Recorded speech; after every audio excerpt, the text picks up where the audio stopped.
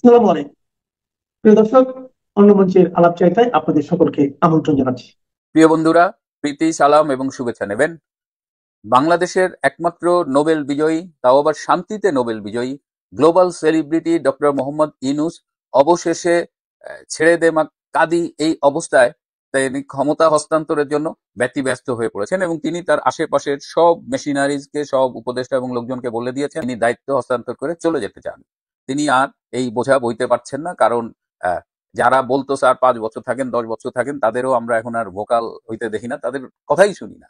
এবং ডক্টর ইউনূস বুঝে গেছেন যে তিনি 000 সারা বিশ্বব্যাপী প্রচার করলেও তিনি বাংলাদেশে তো সেটা পারেনই, বরং নিজেকে হিরো থেকে জিরোতে রূপান্তরিত করেছেন। তো এই অবস্থায় মানে মানে কেটে পড়াই তার জন্য মঙ্গল, এবং তার জন্য সেফ এক্সিট হলো সুষ্ঠু, অবাধ, নিরপেক্ষ এবং স্মরণাতীতকালের সবচেয়ে ভালো নির্বাচনের মধ্য দিয়ে বিএনপিকে ক্ষমতা হস্তান্তর করা। দেখেন, এতগুলো বিশেষণ দিলাম, সবচেয়ে ভালো নির্বাচন, যে নির্বাচনের ফলাফল আগে থেকে ঠিক করা আছে। বিএনপিকে ক্ষমতা দিয়ে ডক্টর ইউনূস একটা সেফ এক্সিট চাচ্ছে। বিএনপি যদি সরকার গঠন করে, ডক্টর ইউনূস শারীরিক এবং মানসিকভাবে সক্ষম থাকলে তাকে রাষ্ট্রপতি বানানো হবে। সেই অফারটাও এখন আর ভ্যালিড নেই, কারণ বিএনপির নেতারা এটা রাজি না। তারা বলেছে যে ডক্টর ইউনূস কেন রাষ্ট্রপতি হবে বিএনপি সরকারে, কারণ বিএনপিতে কি যোগ্য লোকের অভাব, এবং ডক্টর ইউনূস যদি রাষ্ট্রপতি থাকে তাহলে পুরো বিএনপি সরকারটারও ডুবাই ফেলবে, কারণ প্রশাসক হিসেবে দেশ চালানোর ব্যাপারে তার কোনো অভিজ্ঞতা নাই এবং এই গত 13 মাসে তিনি সম্পূর্ণ ব্যর্থ হয়েছেন। এই অবস্থায় এখন বিএনপির হাতে ক্ষমতা দিয়ে যদি পালিয়ে যাওয়া যায়, এবং বিএনপি এই ঝুঁকিটা নিচ্ছে। এখন একটা নির্বাচনের প্ল্যান করা হচ্ছে যেখানে আওয়ামী লীগকে নেওয়া হবে না। আওয়ামী লীগ বাদে জাতীয় পার্টি, তার 2-3টা ফ্র্যাকশন আছে, ছোট ছোট পার্টি আছে, জামাত, এনসিপি আছে। এখন জামাত কি নির্বাচনে আসবে কিনা, এটা হলো শর্ত পূরণ না হলে তারা নির্বাচনে আসবে না। সেই দুটো শর্ত কি কি? একটা হলো পিআর পদ্ধতিতে নির্বাচন হইতে হবে, না হলে তারা ইলেকশনে যাবে না। কিন্তু পরে জামাত দেখছে যে তারা যদি নির্বাচনে না যায়, তাদের হিসাব ছিল জামাত এনসিপি নির্বাচনে না গেলে বিএনপি কার সাথে নির্বাচন করবে, ওই নির্বাচন গ্রহণযোগ্যতা পাবে না, আওয়ামী লীগ তো আগে থেকেই নাই।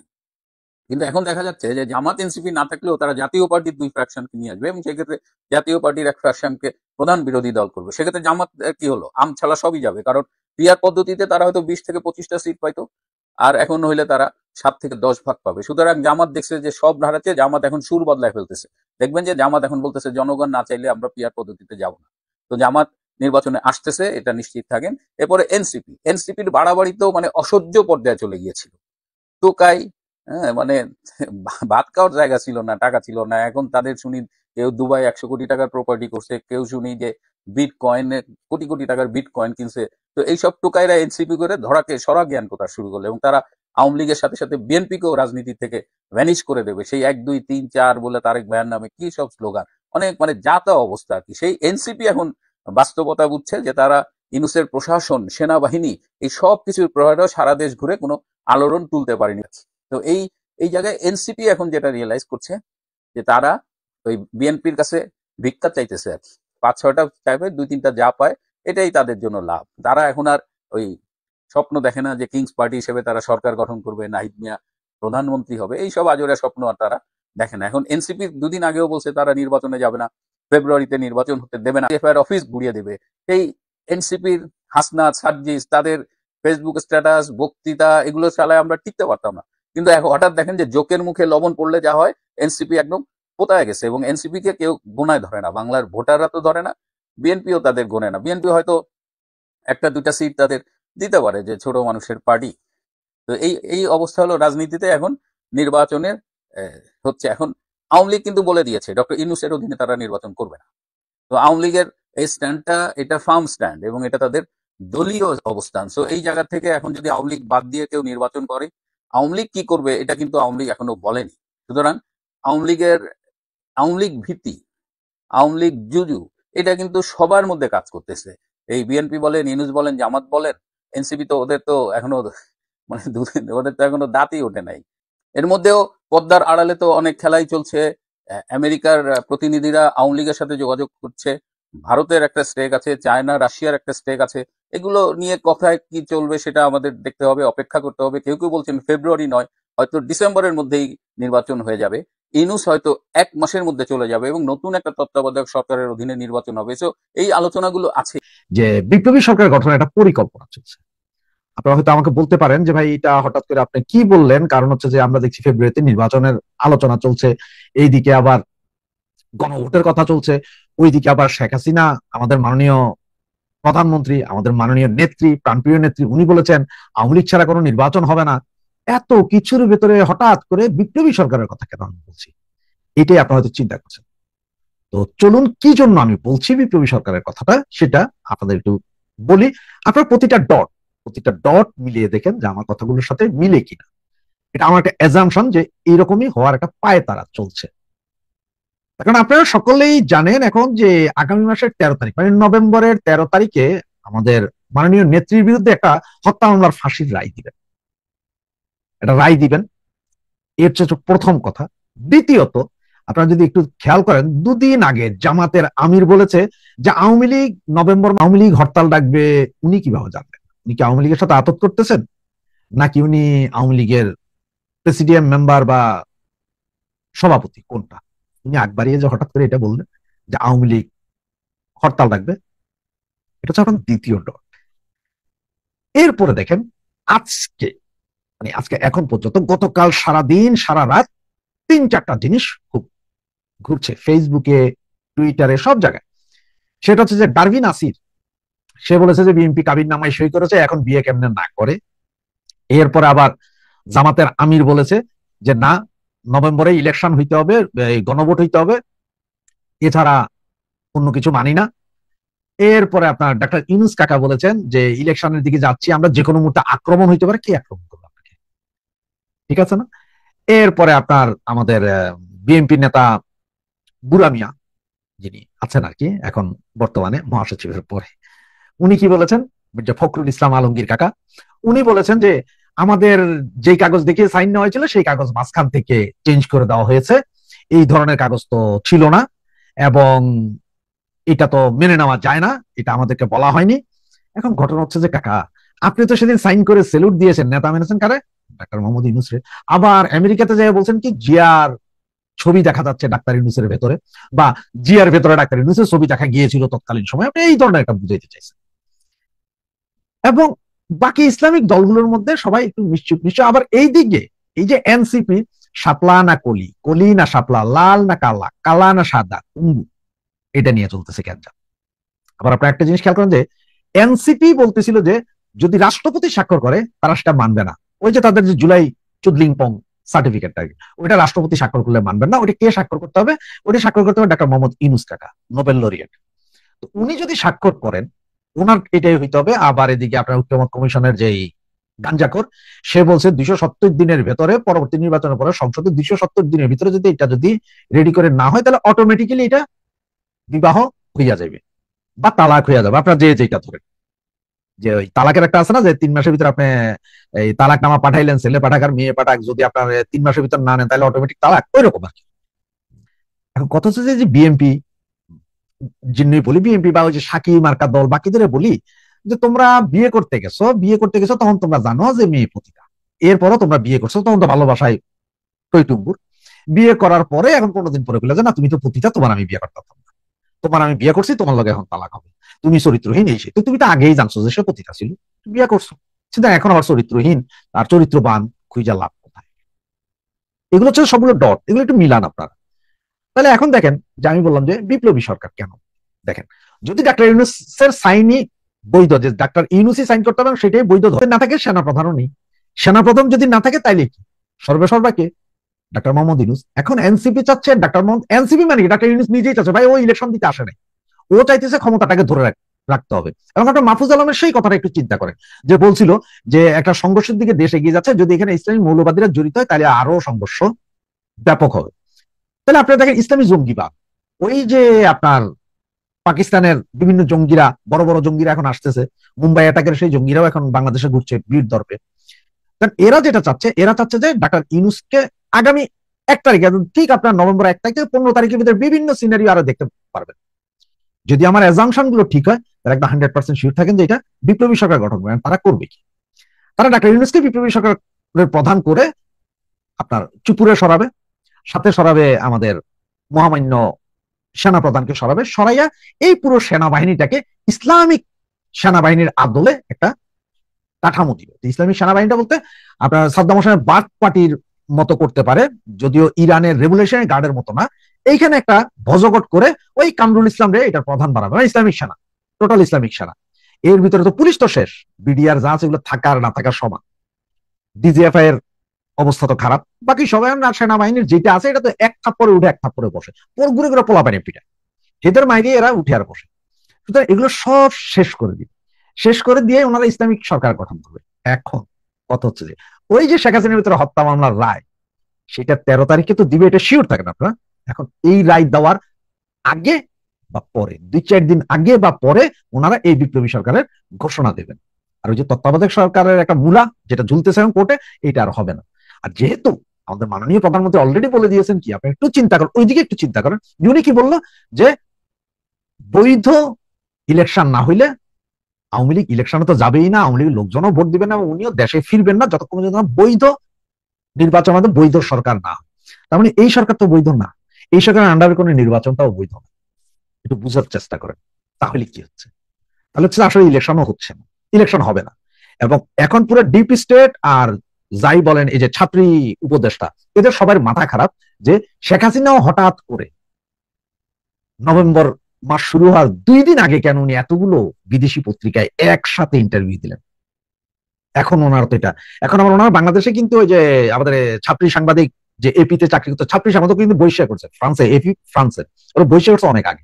এই ডাস্টবিন শফিক সে কি বললো, কেউ প্রচার করলে তার বিচার না হবে, তো তুমি কি ভাই বিদেশি পত্রিকাগুলোরও বিচার করো, ওদেরও আইনা সবাই জেলে ঘুরে। এখন এই টোটাল সিচুয়েশন বাংলাদেশের এখন এই মুহূর্তে টোটাল সিচুয়েশনটা হচ্ছে যে একটা বিপ্লবী সরকার গঠনের দিকে ওরা যাচ্ছে, এবং যেটার নমুনা আপনারা এই যে দেখা শুরু করছেন আগামীকাল শুক্রবার দেখবেন, এবং 1 তারিখ থেকে পূর্ণাঙ্গ দমে দেখতে থাকবেন। কারণ হচ্ছে যে ওই যে 5ই আগস্ট জুলাই আগস্টের পরে বিভিন্ন মৌলবাদী সংগঠনের নেতাগুলোকে ছেড়ে দেওয়া হয়েছে, ওদের এখন কাজে লাগাবে। এনসিপির হাতে প্রচুর পরিমাণের অস্ত্র আছে, তারা বিপ্লব করবে। কারণ হচ্ছে তারা দেখছে, তারা বারবার বলতেছে আমরা সশস্ত্র বিপ্লবের দিকে যাচ্ছিলাম, আমরা সশস্ত্র বিপ্লব। এখনো তাদের পোলাপানি করতেছে, আমরা পুলিশ মেরে লটকায় রাখছিলাম, কি হয়েছে, কালকেও তোদের আবার লটকাও। এসব কথা কিন্তু বলছে, এগুলো আপনারা দেখছেন এবং শুনছেন। সুতরাং দেখতে থাকুন। অবস্থা দৃষ্টে মনে হচ্ছে যে পুরো বাংলাদেশ একটা গভীর সংকটের মধ্যে ঘুরপাক খাচ্ছে।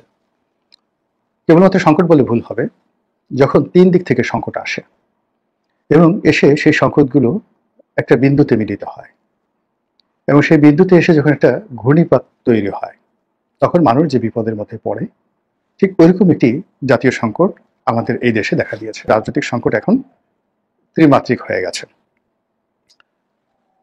সেই ত্রিমাত্রিক সংকটটি আপনি আবার 9 ভাগে বিভক্ত করতে পারেন।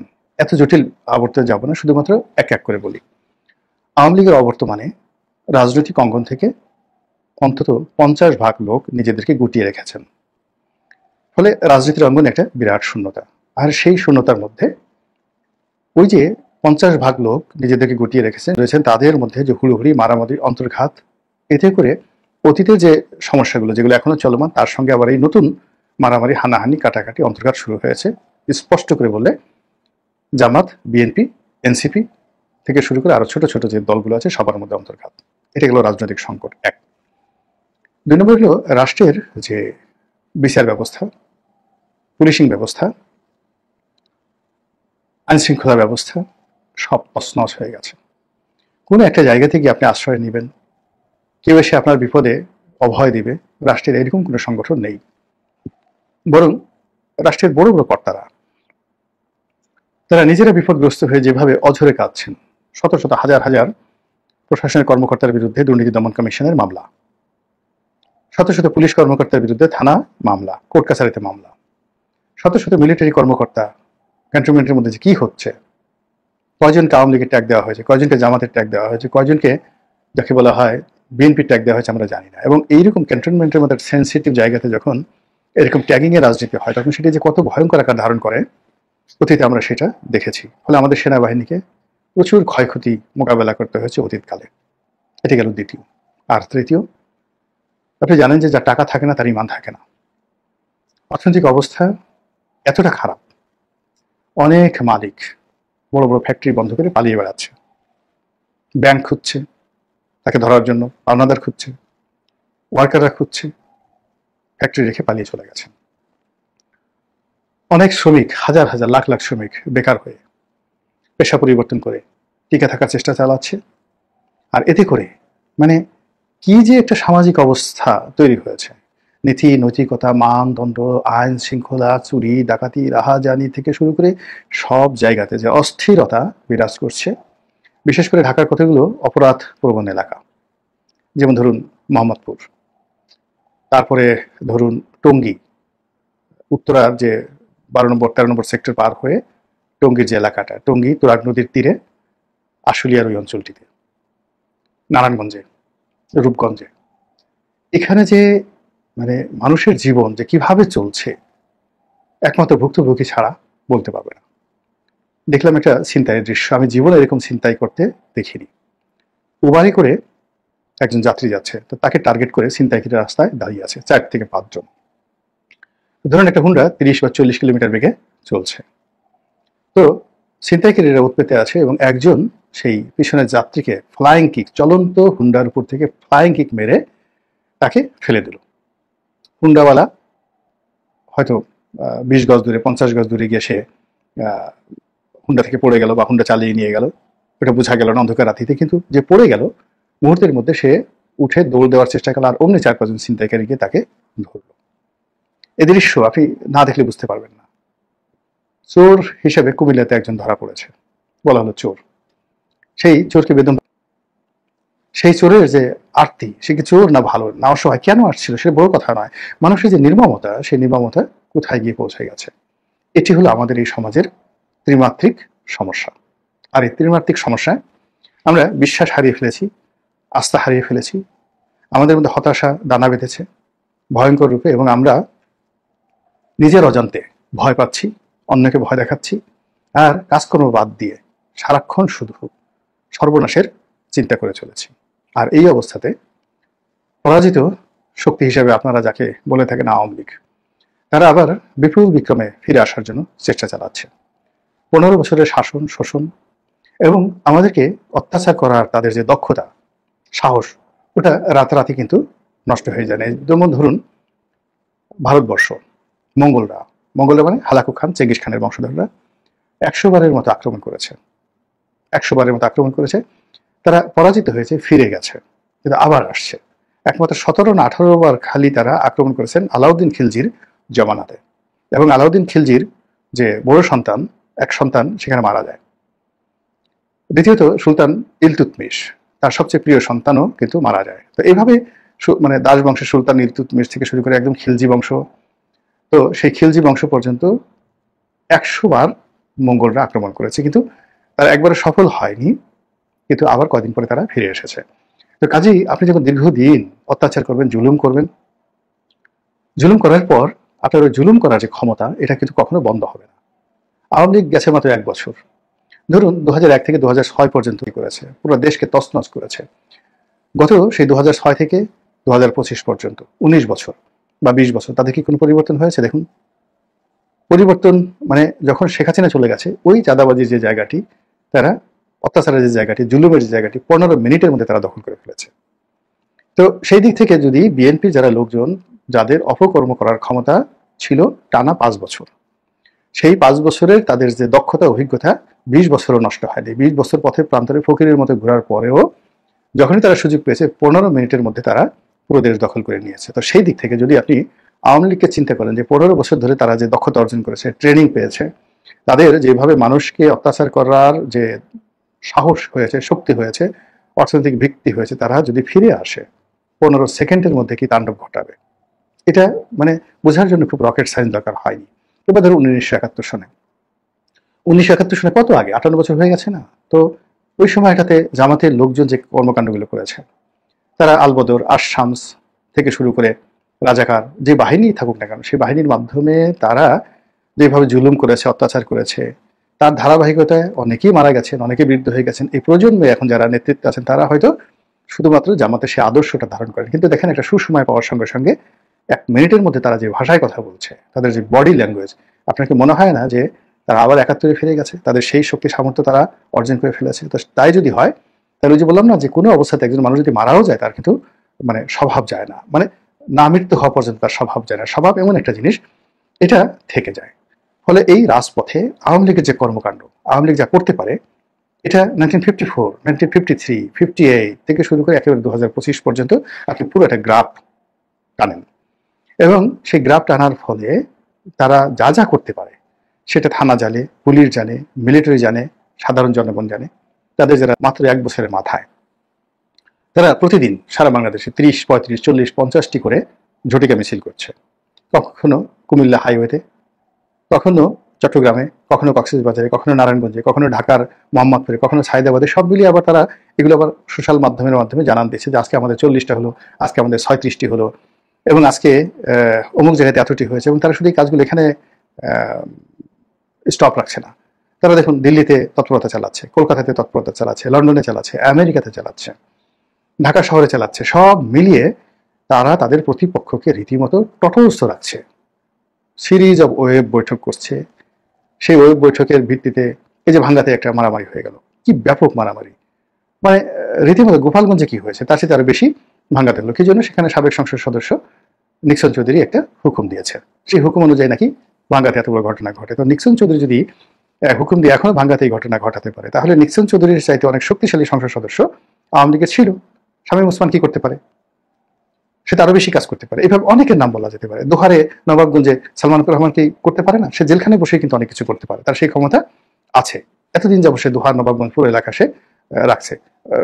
ব্রাহ্মণবাড়িয়াতে আনিসুল হক কি কিছু করতে পারে না? শাহজাহান ওমর কি বরিশালে কিছু করতে পারে না? তো এই ভিতরে এবং বাইরে মিলিয়ে আওয়ামী লীগ যে তৎপরতাগুলো চালাচ্ছে এবং এটা যেভাবে দিনের পর দিন বেড়ে যাচ্ছে, এটা রীতিমতো ভয়াবহ। এবং এই ভয়াবহ অবস্থা থেকে উদ্ধার পাওয়ার জন্য আইনশৃঙ্খলা রক্ষাকারী বাহিনীর যে তৎপরতা দরকার সেটি সম্ভব হচ্ছে না।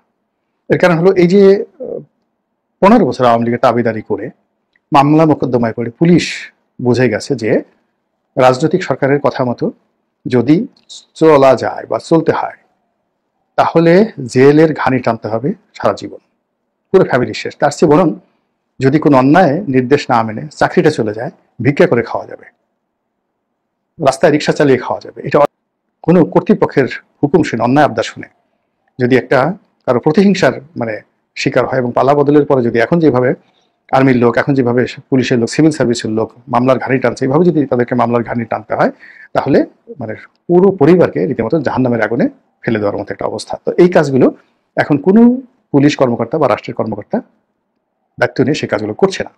ফলে দিদারসে আওয়ামী লীগের যে মিছিল বেড়ে যাচ্ছে, আর আগে যেভাবে বিএনপি, জামাত, তারপর এনসিপি একত্রে মিলে এই মিছিল প্রতিহত করত, তাদের মধ্যে সেই ঐক্য নেই। তাদের মধ্যে অনেকের সঙ্গেই আবার আওয়ামী লীগের যোগাযোগ রয়েছে বলে নানা মহল থেকে নানা রকম কথাবার্তা বলা হচ্ছে। আর সেই সুযোগে Awami League day by day তাদের মিছিলের সংখ্যা বাড়িয়ে দিচ্ছে। পুলিশের কর্তৃপক্ষ যারা আছে তারা সরকারকে খুশি করার জন্য ঘোষণা করেছে যে যদি আওয়ামী লীগের যারা মিছিলকারী তাদেরকে ধরে আনা হয় বা ধরা যায় তাহলে পার হেড কত 5,000 টাকা না কত টাকা যেন পুরস্কার ঘোষণা করা হয়েছে। এতে কিচ্ছু হবে না, কোনো উপকার হবে না, উল্টে ফেলে এটা বুমেরাং হবে, টাকা যাবে এবং নিরীহ কিছু লোকজনকে ধরে এনে মানে যাকে বলা হয় রাস্তায় একেবারে নিরীহ পাবলিক, অসহায় নিরীহ পাবলিক, তাদেরকে পুলিশ ধরে এনে কর্তৃপক্ষের কাছে দেখবে যে আজকে মিছিল করেছে 100 জন, আমরা এখান থেকে 10 জন ধরেছি, 50,000 টাকা তারা পুরস্কার নিয়ে গেল, আর সেই 10 জন অসহায় লোক সেই ঘানি টানলো। এবং পুলিশ পারে না, মানে মিথ্যা মামলায় জড়ানো, মানে পুলিশের যে দক্ষতা, আমাদের দেশের পুলিশের দক্ষতা, এরা পারে না এমন কোনো কর্ম নয়। টাকা নিয়ে তারা দুনিয়ার সবচেয়ে অসহায় মানুষটিকে ফাঁসির কাস্টে ঝুলিয়ে দিতে পারে। এই বদনাম আমাদের পুলিশের। এখানে ভালো পুলিশের চাইতে ঘুষখোর পুলিশের সংখ্যা বেশি। তো কাজেই এই জিনিসগুলো সরকার যেভাবে চাইছে সেভাবে হবে না, ফলে এখানে আতঙ্ক বেড়ে যাচ্ছে। ইতিমধ্যে সেই মোহাম্মদপুর এলাকার 3 জন পুলিশ কর্মকর্তাকে সাসপেন্ড করা হয়েছে, কিন্তু পরিস্থিতির উন্নয়ন হচ্ছে না। অন্যদিকে সাবেক সেনাপ্রধান ইকবাল করিম ভুইয়া থেকে শুরু করে আর অনেকেই সেনাবাহিনীকে মাঠ থেকে সরাতে চাচ্ছে, তাদেরকে ক্যান্টনমেন্টে ফিরিয়ে আনার জন্য দাবি তোলা হচ্ছে যে এতে করে এখন বর্তমান যে পরিস্থিতি, সেনাবাহিনীর দক্ষতা নষ্ট হয়ে যাচ্ছে, ট্রেনিং নষ্ট হয়ে যাচ্ছে, সেনাবাহিনী দুর্নীতিবাজ হয়ে যাওয়ার সম্ভাবনা দেখা দিয়েছে এবং মানুষজন সেনাবাহিনী সম্পর্কে যে ইতিবাচক চিন্তা করতে তাদের ভয় ছিল, এটা ধীরে ধীরে চলে যাচ্ছে। কাজেই সেনাবাহিনীকে ব্যারাকে ফিরিয়ে নিতে হবে।